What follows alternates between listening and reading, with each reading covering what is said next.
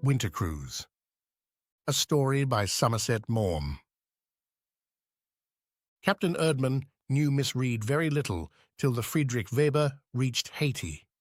She came on board at Plymouth, but by then he had taken on a number of passengers, French, Belgian, and Haitian, many of whom had travelled with him before, and she was placed at the chief engineer's table. The Friedrich Weber was a freighter sailing regularly from Hamburg to Cartagena on the Colombian coast, and on the way touching at a number of islands in the West Indies. She carried phosphates and cement from Germany and took back coffee and timber, but her owners, the brothers Weber, were always willing to send her out of her route if a cargo of any sort made it worth their while. The Friedrich Weber was prepared to take cattle, mules, potatoes, or anything else that offered the chance of earning an honest penny. She carried passengers. There were 6 cabins on the upper deck and 6 below. The accommodation was not luxurious, but the food was good, plain and abundant, and the fares were cheap. The round trip took 9 weeks and was not costing Miss Reed more than £45.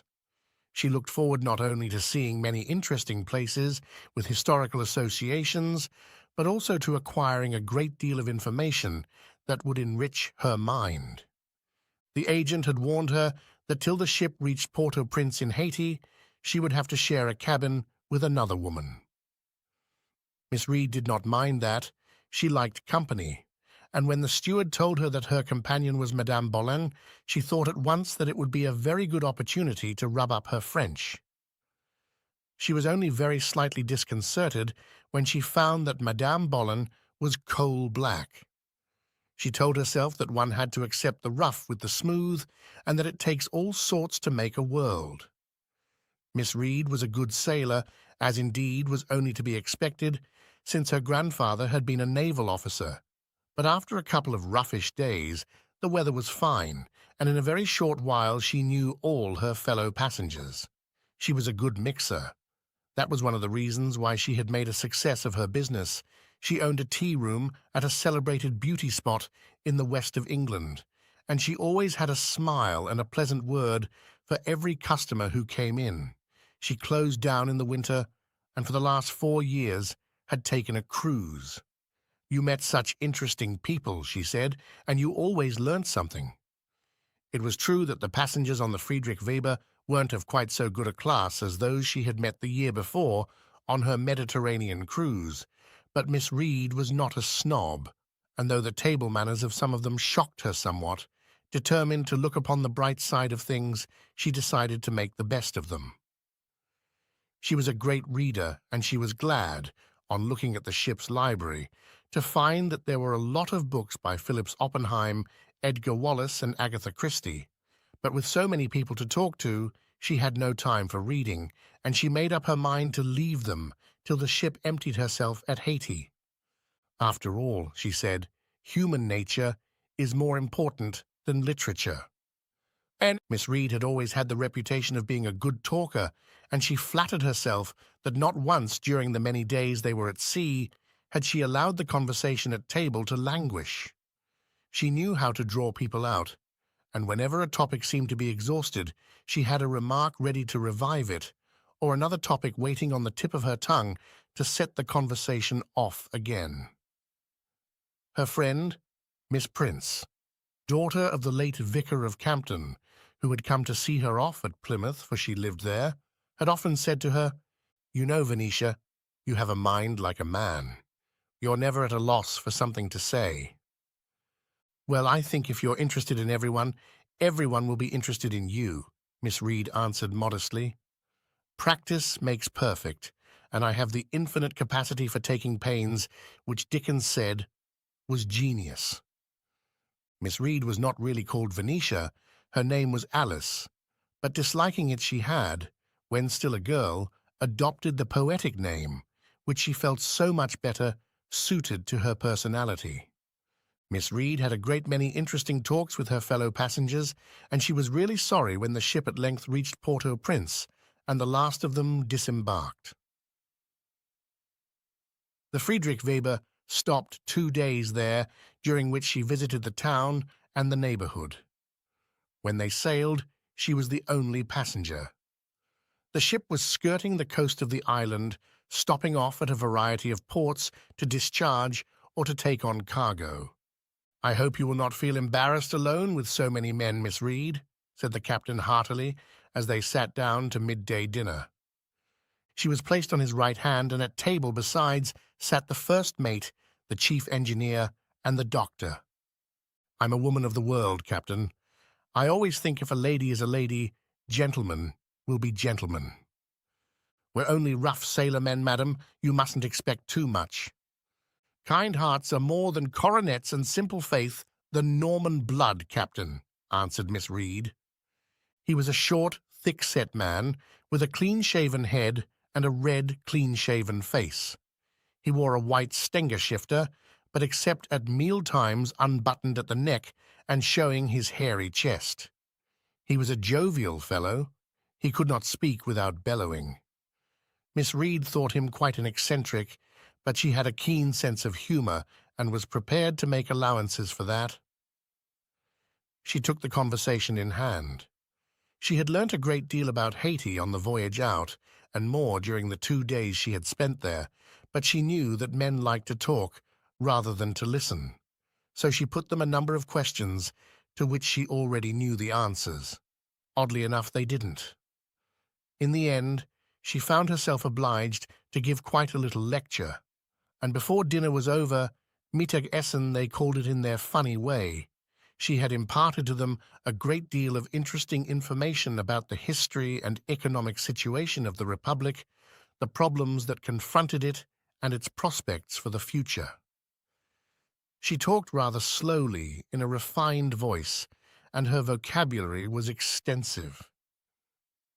At nightfall, they put in at a small port where they were to load 300 bags of coffee, and the agent came on board. The captain asked him to stay to supper and ordered cocktails. As the steward brought them, Miss Reed swam into the saloon. Her movements were deliberate, elegant, and self-assured. She always said that you could tell at once by the way she walked if a woman was a lady. The captain introduced the agent to her, and she sat down. "What is that you men are drinking?" she asked. "A cocktail. Will you have one, Miss Reed?" "I don't mind if I do." She drank it, and the captain somewhat doubtfully asked her if she would have another. "Another? Well, just to be matey." The agent, much whiter than some, but a good deal darker than many, was the son of a former minister of Haiti to the German court, and having lived for many years in Berlin, spoke good German. It was indeed on this account that he had got a job with a German shipping firm. On the strength of this, Miss Reed, during supper, told them all about a trip down the Rhine that she had once taken. Afterwards, she and the agent, the skipper, the doctor, and the mate sat round a table and drank beer. Miss Reed made it her business to draw the agent out. The fact that they were loading coffee suggested to her that he would be interested in learning how they grew tea in Ceylon. Yes, she had been to Ceylon on a cruise, and the fact that his father was a diplomat made it certain that he would be interested in the royal family of England. She had a very pleasant evening. When she at last retired to rest, for she would never have thought of saying she was going to bed, she said to herself, "There's no doubt that travel is a great education." It was really an experience to find herself alone with all those men. How they would laugh when she told them all about it when she got home. They would say that things like that only happened to Venetia. She smiled when she heard the captain on deck singing with that great booming voice of his. Germans were so musical. He had a funny way of strutting up and down on his short legs, singing Wagner tunes to words of his own invention. It was Tannhauser he was singing now, that lovely thing about the evening star, but knowing no German, Miss Reed could only wonder what absurd words he was putting to it. It was as well. "Oh, what a bore that woman is! I shall certainly kill her if she goes on much longer." Then he broke into Siegfried's martial strain. "She's a bore, she's a bore, she's a bore, I shall throw her into the sea." And that, of course, is what Miss Reed was. She was a crashing, she was a stupendous, she was an excruciating bore. She talked in a steady monotone, and it was no use to interrupt her, because then she started again from the beginning. She had an insatiable thirst for information, and no casual remark could be thrown across the table without her asking innumerable questions about it. She was a great dreamer, and she narrated her dreams at intolerable length. There was no subject upon which she had not something prosy to say. She had a truism for every occasion. She hit on the commonplace like a hammer driving a nail into the wall. She plunged into the obvious like a clown in a circus jumping through a hoop. Silence did not abash her. Those poor men far away from their homes and the patter of little feet, and with Christmas coming on, no wonder they felt low. She redoubled her efforts to interest and amuse them. She was determined to bring a little gaiety into their dull lives. For that was the awful part of it. Miss Reed meant well. She was not only having a good time herself, but she was trying to give all of them a good time. She was convinced that they liked her as much as she liked them. She felt that she was doing her bit to make the party a success, and she was naively happy to think that she was succeeding. She told them all about her friend Miss Price, and how often she had said to her, "Venetia, no one ever has a dull moment in your company." It was the captain's duty to be polite to a passenger, and however much he would have liked to tell her to hold her silly tongue, he could not. But even if he had been free to say what he liked, he knew that he could not have brought himself to hurt her feelings. Nothing stemmed the torrent of her loquacity. It was as irresistible as a force of nature. Once in desperation, they began talking German, but Miss Reed stopped this at once. "Now I won't have you saying things I don't understand. You ought all to make the most of your good luck in having me all to yourselves and practice your English." "We were talking of technical matters that would only bore you, Miss Reed," said the captain. "I'm never bored. That's why, if you won't think me a wee bit conceited to say so, I'm never boring. You see, I like to know things. Everything interests me, and you never know when a bit of information won't come in useful." The doctor smiled dryly. The captain was only saying that because he was embarrassed. In point of fact, he was telling a story that was not fit for the ears of a maiden lady. "I may be a maiden lady, but I'm also a woman of the world. I don't expect sailors to be saints. You need never be afraid of what you say before me, Captain. I shan't be shocked. I should love to hear your story." The doctor was a man of 60 with thin grey hair, a grey moustache, and small, bright blue eyes. He was a silent, bitter man, and however hard Miss Reed tried to bring him into the conversation, it was almost impossible to get a word out of him. But she wasn't a woman who would give in without a struggle. And one morning when they were at sea and she saw him sitting on a deck with a book, she brought her chair next to his and sat down beside him. "Are you fond of reading, Doctor?" she said brightly. "Yes, so am I. And I suppose, like all Germans, you're musical." "I'm fond of music." "So am I. The moment I saw you, I thought you looked clever." He gave her a brief look, and pursing his lips went on reading. Miss Reed was not disconcerted. "But of course one can always read. I always prefer a good talk to a good book. Don't you?" "No." "How very interesting. Now do tell me why." "I can't give you a reason." "That's very strange, isn't it? But then I always think human nature is strange. I'm terribly interested in people, you know.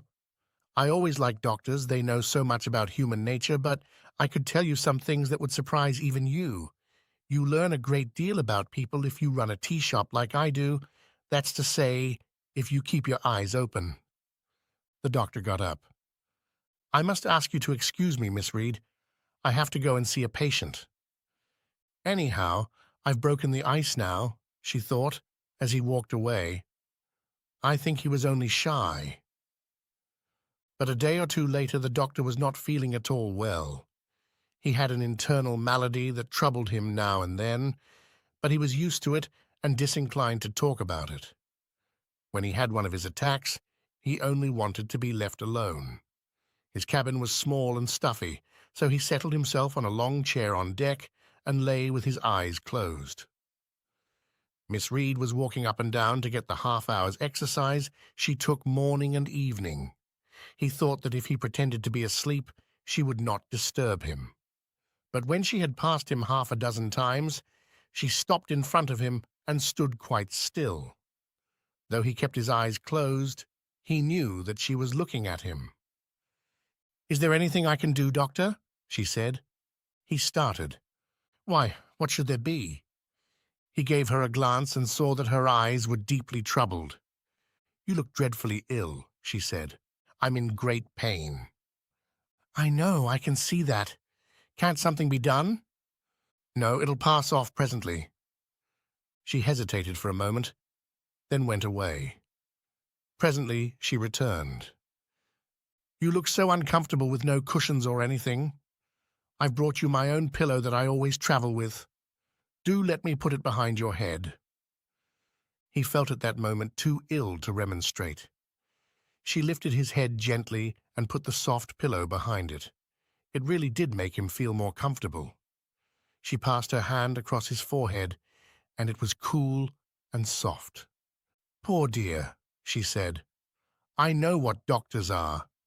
They haven't the first idea how to take care of themselves." She left him, but in a minute or two returned with a chair and a bag. The doctor, when he saw her, gave a twitch of anguish. "Now, I'm not going to let you talk. I'm just going to sit beside you and knit. I always think it's a comfort, when one isn't feeling very well, to have someone near." She sat down and, taking an unfinished muffler out of her bag, began busily to ply her needles. She never said a word. And strangely enough, the doctor found her company a solace. No one else on board had even noticed that he was ill. He had felt lonely, and the sympathy of that crashing bore was grateful to him. It soothed him to see her silently working, and presently he fell asleep. When he awoke, she was still working. She gave him a little smile, but did not speak.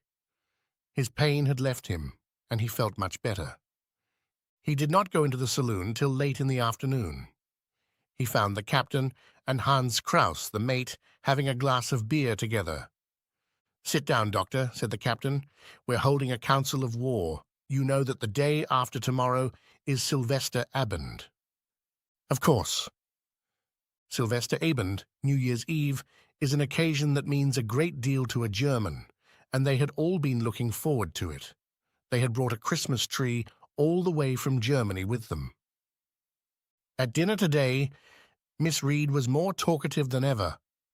"Hans and I have decided that something must be done about it." She sat with me for 2 hours this morning in silence. I suppose she was making up for lost time. "It's bad enough to be away from one's home and family just now anyway, and all we can do is to make the best of a bad job. We want to enjoy our Sylvester Abend, and unless something is done about Miss Reed, we haven't a chance." "We can't have a good time if she's with us," said the mate. "She'll spoil it as sure as eggs is eggs." "How do you propose to get rid of her, short of throwing her overboard?" smiled the doctor. "She's not a bad old soul. All she wants is a lover." "At her age," cried Hans Kraus, "especially at her age.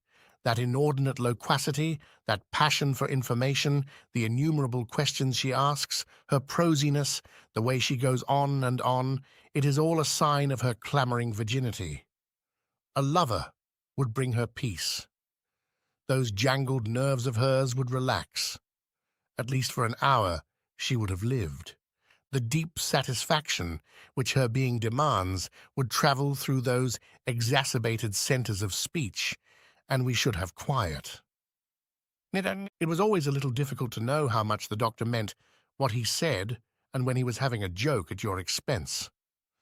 The captain's blue eyes, however, twinkled mischievously.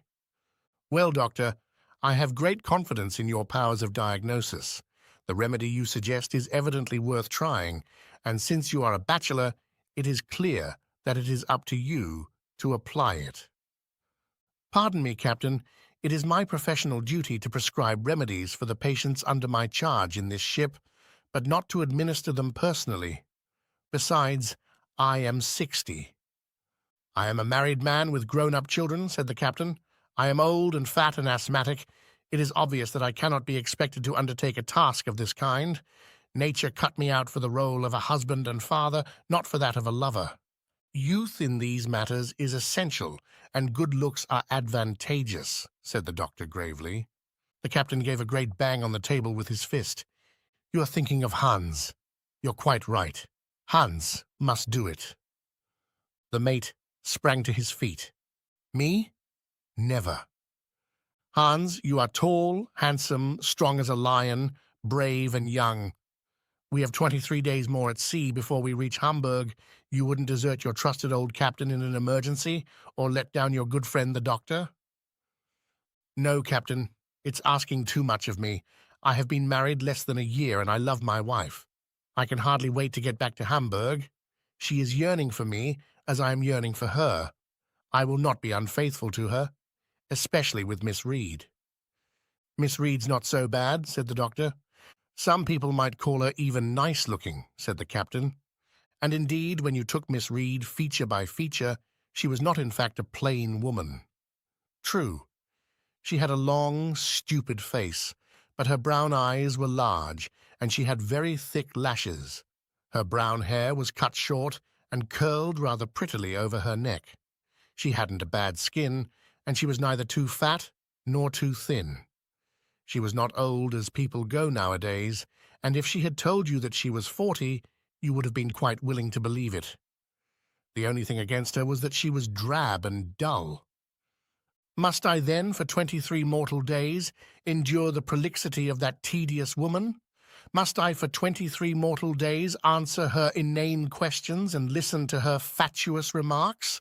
Must I, an old man, have my Sylvester Abend, the jolly evening I was looking forward to, ruined by the unwelcome company of that intolerable virgin?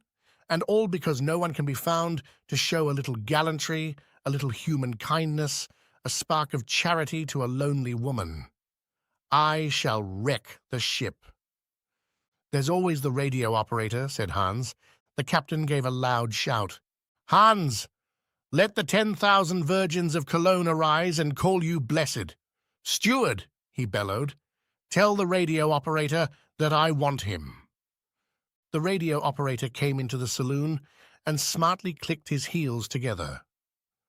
The three men looked at him in silence.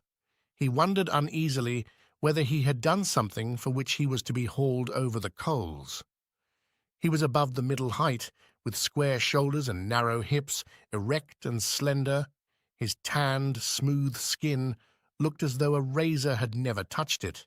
He had large eyes of a startling blue and a mane of curling golden hair.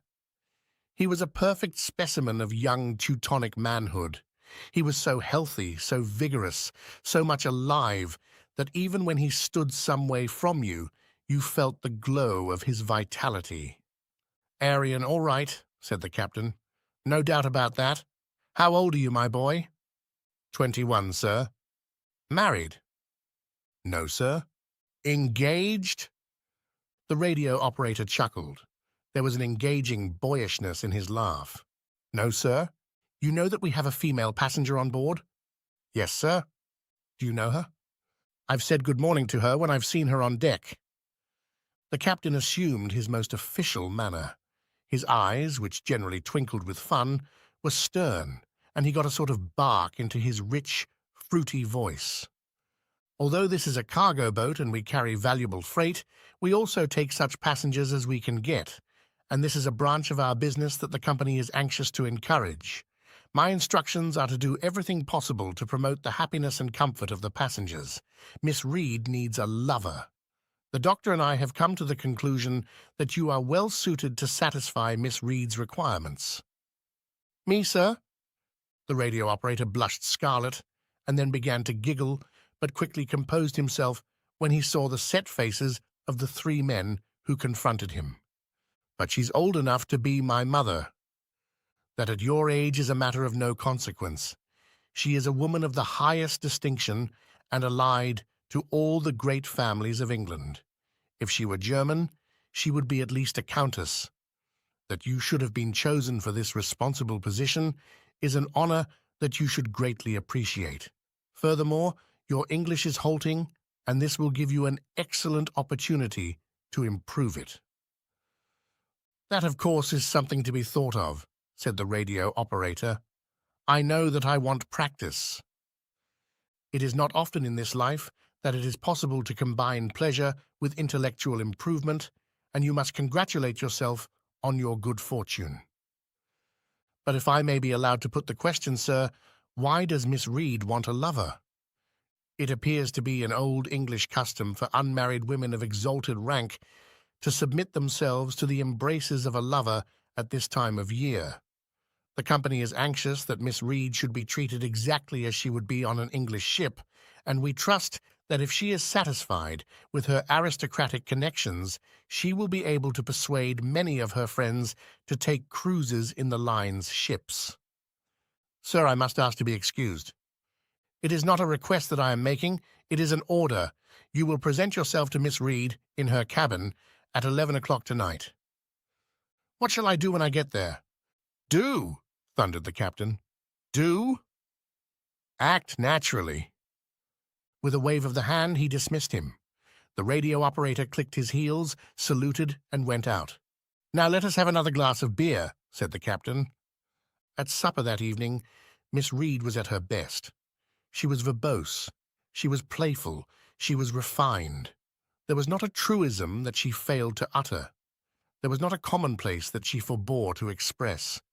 She bombarded them with foolish questions. The captain's face grew redder and redder as he sought to contain his fury.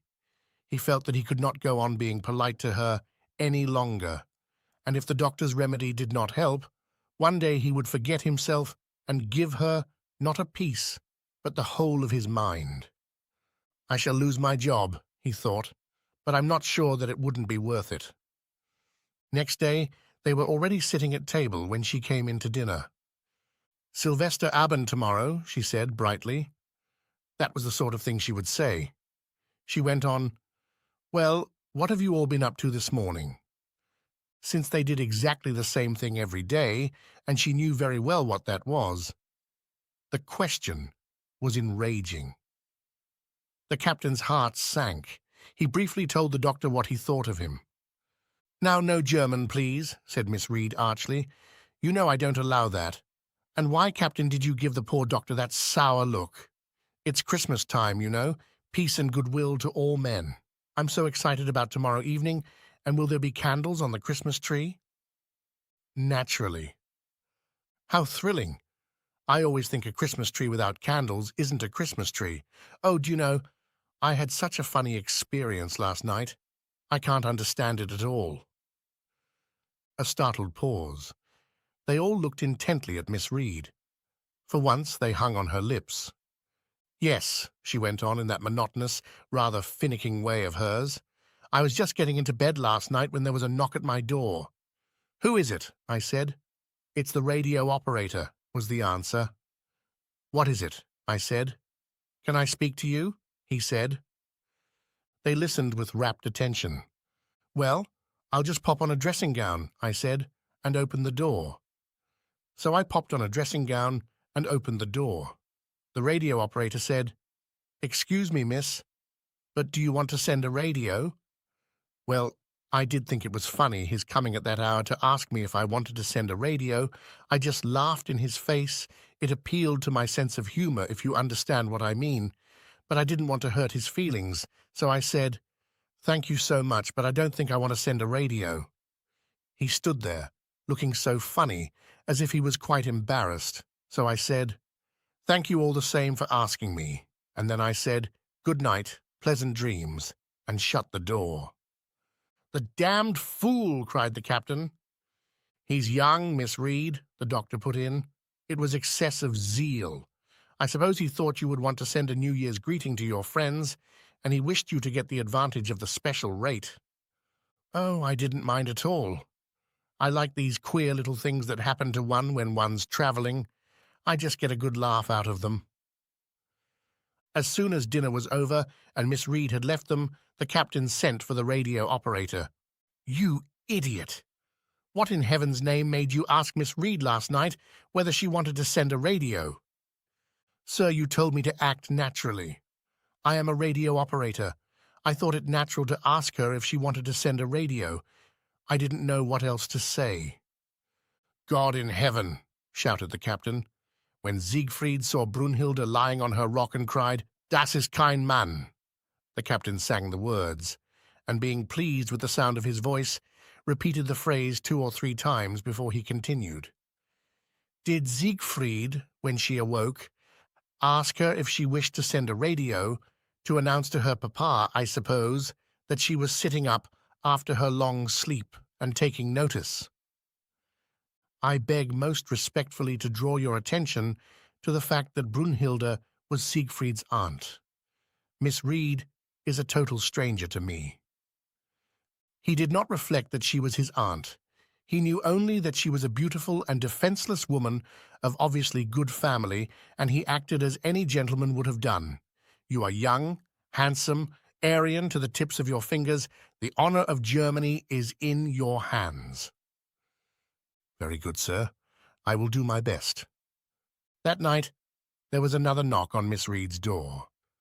"Who is it?" "The radio operator. I have a radio for you, Miss Reed." "For me?" She was surprised, but it at once occurred to her that one of her fellow passengers, who had got off at Haiti, had sent her New Year's greetings. "How very kind people are," she thought. "I'm in bed. Leave it outside the door. It needs an answer. 10 words prepaid." Then it couldn't be a New Year's greeting. Her heart stopped beating. It could only mean one thing. Her shop had been burned to the ground. She jumped out of bed. "Slip it under the door, and I'll write the answer and slip it back to you." The envelope was pushed under the door, and as it appeared on the carpet, it had really a sinister look. Miss Reed snatched it up and tore the envelope open. The words swam before her eyes, and she couldn't for a moment find her spectacles. This is what she read. "Happy New Year. Stop. Peace and goodwill to all men. Stop. You are very beautiful. Stop. I love you. Stop. I must speak to you. Stop. Signed, Radio Operator." Miss Reed read this through twice. Then she slowly took off her spectacles and hid them under a scarf. She opened the door. "Come in," she said. Next day was New Year's Eve. The officers were cheerful and a little sentimental when they sat down to dinner. The stewards had decorated the saloon with tropical creepers to make up for holly and mistletoe, and the Christmas tree stood on a table with the candles ready to be lit at supper time. Miss Reed did not come in till the officers were seated, and when they bade her good morning, she did not speak, but merely bowed. They looked at her curiously. She ate a good dinner, but uttered never a word. Her silence was uncanny. At last the captain could stand it no longer, and he said, "You're very quiet today, Miss Reed." "I'm thinking," she remarked. "And will you not tell us your thoughts, Miss Reed?" the doctor asked playfully. She gave him a cool, you might almost have called it a supercilious look. "I prefer to keep them to myself, doctor. I will have a little more of that hash. I've got a very good appetite." They finished the meal in a blessed silence. The captain heaved a sigh of relief. That was what mealtime was for, to eat, not to chatter. When they had finished, he went up to the doctor and wrung his hand. "Something has happened, doctor." "It has happened. She's a changed woman." "But will it last?" "One can only hope for the best." Miss Reed put on an evening dress for the evening's celebration, a very quiet black dress, with artificial roses at her bosom and a long string of imitation jade round her neck. The lights were dimmed, and the candles on the Christmas tree were lit. It felt a little like being in church. The junior officers were supping in the saloon that evening, and they looked very smart in their white uniforms. Champagne was served at the company's expense, and after supper they had a Mayball. They pulled crackers. They sang songs to the gramophone, Deutschland, Deutschland über alles, Alt Heidelberg, and Auld Lang Syne. They shouted out the tunes lustily, the captain's voice rising loud above the others, and Miss Reed joining in with a pleasing contralto. The doctor noticed that Miss Reed's eyes from time to time rested on the radio operator, and in them he read an expression of some bewilderment. "He's a good-looking fellow, isn't he?" said the doctor. Miss Reed turned round and looked at the doctor coolly. "Who?" "The radio operator. I thought you were looking at him." "Which is he?" "The duplicity of women," the doctor muttered. But with a smile he answered, "He's sitting next to the chief engineer." "Oh, of course, I recognize him now. You know, I never think it matters what a man looks like. I'm so much more interested in a man's brains than in his looks." "Ah," said the doctor. They all got a little tight, including Miss Reed, but she did not lose her dignity, and when she bade them good night, it was in her best manner. "I've had a very delightful evening. I shall never forget my New Year's Eve on a German boat. It's been very interesting. Quite an experience." She walked steadily to the door, and this was something of a triumph, for she had drunk drink for drink with the rest of them through the evening. They were all somewhat jaded next day. When the captain, the mate, the doctor, and the chief engineer came down to dinner, they found Miss Reed already seated. Before each place was a small parcel tied up in pink ribbon. On each was written, "Happy New Year." They gave Miss Reed a questioning glance. "You've all been so very kind to me. I thought I'd like to give each of you a little present. There wasn't much choice at Port-au-Prince, so you mustn't expect too much." There was a pair of briar pipes for the captain, half a dozen silk handkerchiefs for the doctor, a cigar case for the mate, and a couple of ties for the chief engineer. They had dinner, and Miss Reed retired to her cabin to rest. The officers looked at one another uncomfortably. The mate fiddled with the cigar case she had given him. "I'm a little ashamed of myself," he said at last. The captain was pensive, and it was plain that he too was a trifle uneasy. "I wonder if we ought to have played that trick on Miss Reed," he said. "She's a good old soul, and she's not rich. She's a woman who earns her own living. She must have spent the best part of 100 marks on these presents. I almost wish we'd left her alone." The doctor shrugged his shoulders. "You wanted her silenced, and I've silenced her. When all's said and done, it wouldn't have hurt us to listen to her chatter for 3 weeks more," said the mate. "I'm not happy about her," added the captain. "I feel there's something ominous in her quietness." She had spoken hardly a word during the meal they had just shared with her. She seemed hardly to listen to what they said. "And don't you think you ought to ask her if she's feeling quite well, doctor?" suggested the captain. "Of course she's feeling quite well. She's eating like a wolf.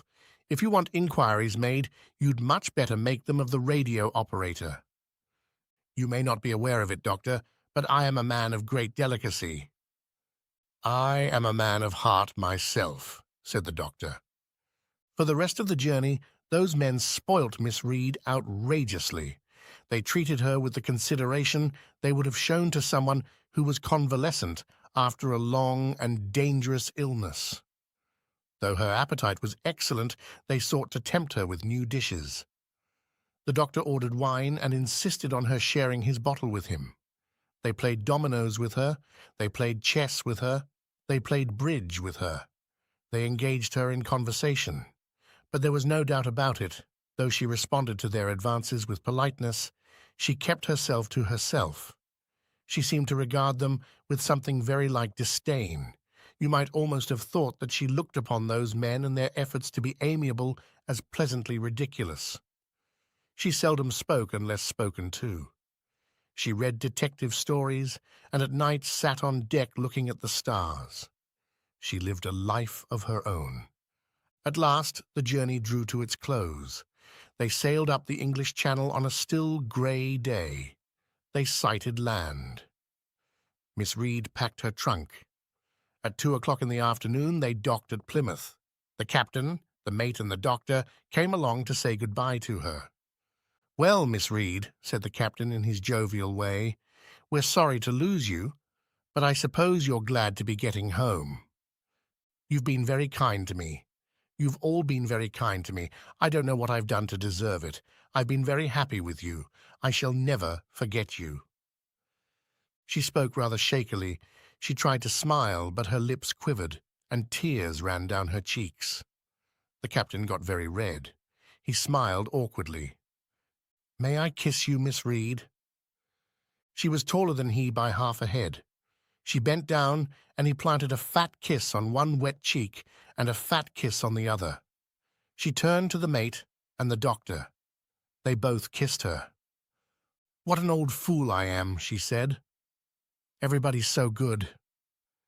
She dried her eyes and slowly, in her graceful, rather absurd way, walked down the companion. The captain's eyes were wet. When she reached the quay, she looked up and waved to someone on the boat deck. "Who's she waving to?" asked the captain. "The radio operator." Miss Price was waiting on the quay to welcome her. When they had passed the customs and got rid of Miss Reed's heavy luggage, they went to Miss Price's house and had an early cup of tea. Miss Reed's train did not start till 5. Miss Price had much to tell Miss Reed. "But it's too bad of me to go on like this when you've just come home. I've been looking forward to hearing all about your journey." "I'm afraid there's not very much to tell." "I can't believe that. Your trip was a success, wasn't it?" "A distinct success. It was very nice." "And you didn't mind being with all those Germans?" "Of course they're not like English people. One has to get used to their ways. They sometimes do things that, well, that English people wouldn't do, you know. But I always think that one has to take things as they come." "What sort of things do you mean?" Miss Reed looked at her friend calmly. Her long, stupid face had a placid look, and Miss Price never noticed that in the eyes was a strangely mischievous twinkle. "Things of no importance, really. Just funny, unexpected, rather nice things. There's no doubt that travel is a wonderful education."